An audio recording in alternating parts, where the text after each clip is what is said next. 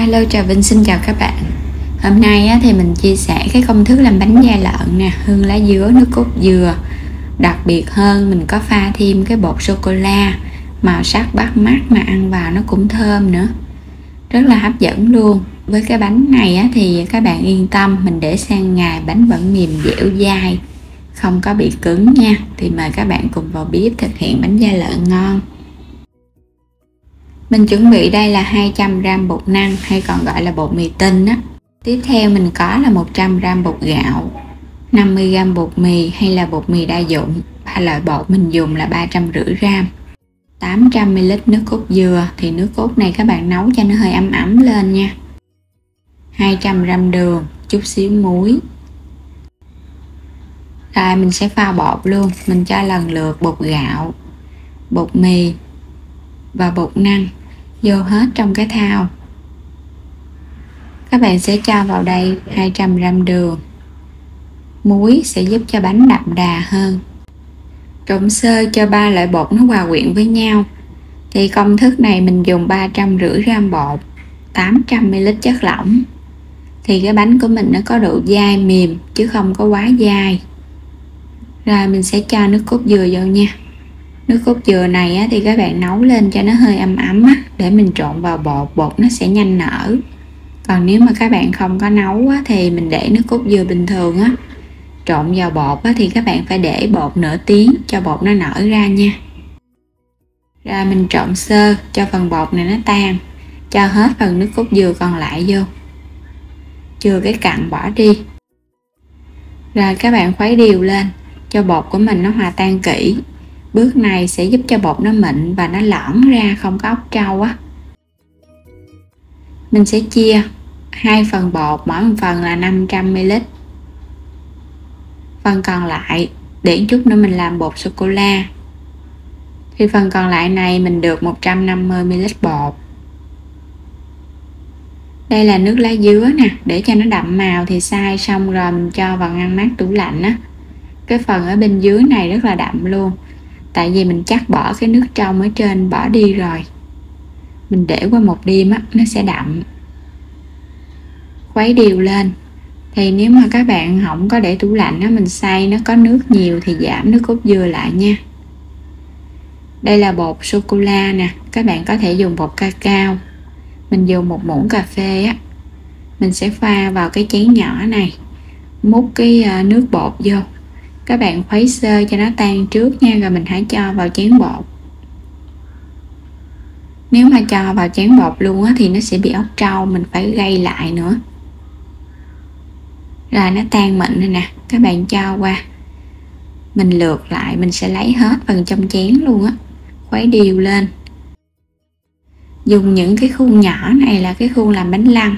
Các bạn quét sơn lớp dầu ăn. Mỗi một khuôn là 80ml bột. Mình quét đều lên trên cái thành khuôn luôn, rồi cho vô trong cái xưởng hấp. Thì trong lúc này các bạn bắt sẵn nồi nước sôi nha. Mình chất vô hết rồi thì sẽ khuấy cái bột màu trắng, khuấy đều lên, tại vì mình để nó sẽ bị lắng Mỗi một lớp thì mình cho thật là mỏng thôi, khoảng 1 muỗng canh bột, để cho cái lớp nó đẹp Gót đều hết rồi sẽ đem lên để hấp. Một lớp thật là mỏng, mình chỉ hấp 3 phút với lửa lớn. Sau 3 phút bây giờ mở nắp ra, cái lớp mặt bột nó khô rồi nè. Các bạn sẽ khuấy tiếp cái lớp lá dứa. Mình sẽ cho tiếp lên. Một lớp cũng thật mỏng nha, đều nhau 1 muỗng ăn canh là được. Mình sẽ cho màu trắng, rồi đến màu xanh, rồi đến màu trắng. Cho hết vô luôn. Các bạn cũng hấp 3 phút thôi. Sau 3 phút là nó chín Màu trắng xong rồi, bây giờ mình sẽ đến màu nâu của sô cô la. Các bạn cũng cho một lớp mỏng. Hoặc là mình cho vào trong cái ca có mỏ nhọn mình gót cho nó dễ. Ở đây thì mình làm cũng quen tay nên mình làm bằng cái vá luôn. Ra đậy lại, các bạn cũng hấp 3 phút nữa nha. Tiếp theo, cái lớp này là lớp màu xanh thì mình cho tiếp cái lớp màu trắng. Các bạn xen kẽ vậy á, thì khi mà mình hấp ra bánh nó đẹp hơn. Mình cứ xen kẽ một lớp trắng vậy đó. Rồi các bạn cũng hấp 3 phút với lớp mỏng này. Và đây là lớp cuối cùng, lớp màu xanh lá dứa ở trên mặt. Lớp này thì mình sẽ hấp 10 phút với lửa lớn. Đúng 10 phút là bánh nó chín nè.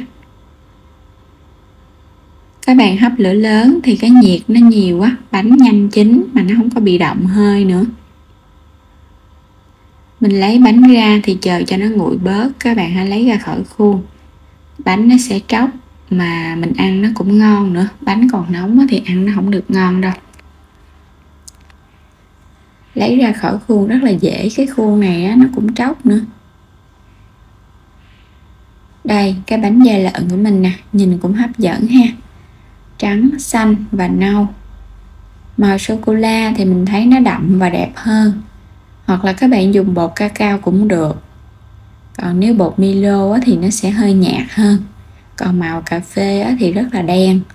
Nếu pha màu cà phê đen thì các bạn có thể pha ít thôi. Mình cắt ra thì mình thấy cái bánh nó có cái độ mềm nè và độ dai. Tách lớp dễ dàng ha, nhưng mà không có bị bung. Đây mình đã làm xong rồi, sắp ra hết. Những cái khuôn nhỏ nhỏ vậy các bạn đổ bánh nhìn cũng gọn gàng nữa, ăn nó cũng ngon mà nó thấy cưng. Hoặc là các bạn làm vô cái khuôn lớn cũng được nữa, rồi mình cắt ra tùy theo sở thích nha. Bánh mà tách lớp dễ dàng thì bánh da lợn mới thành công. Còn mà các bạn tách lớp nó hơi bị dính chặt á thì nó cũng không thành. Tuy nhiên mình có nước cốt dừa cho nên là cái bánh nó bóng, rất là ngon luôn nè. Dai dai mềm mềm, độ ngọt cũng đậm đà. Mình pha tỷ lệ này thì mình thấy ngon á, thơm mùi sô-cô-la lắm luôn á. Béo ngậy nước cốt dừa nè. Nếu như các bạn thích cái bánh mà nó có độ mềm mềm dai dai, không quá dai thì pha theo cái tỷ lệ này. Còn nếu các bạn thích cái bánh mà nó dai nhiều thì có thể giảm lại 100ml nước cốt dừa. Xen kẽ cái bột sô-cô-la vô á, nhìn thấy cái bánh nó cũng nổi nha.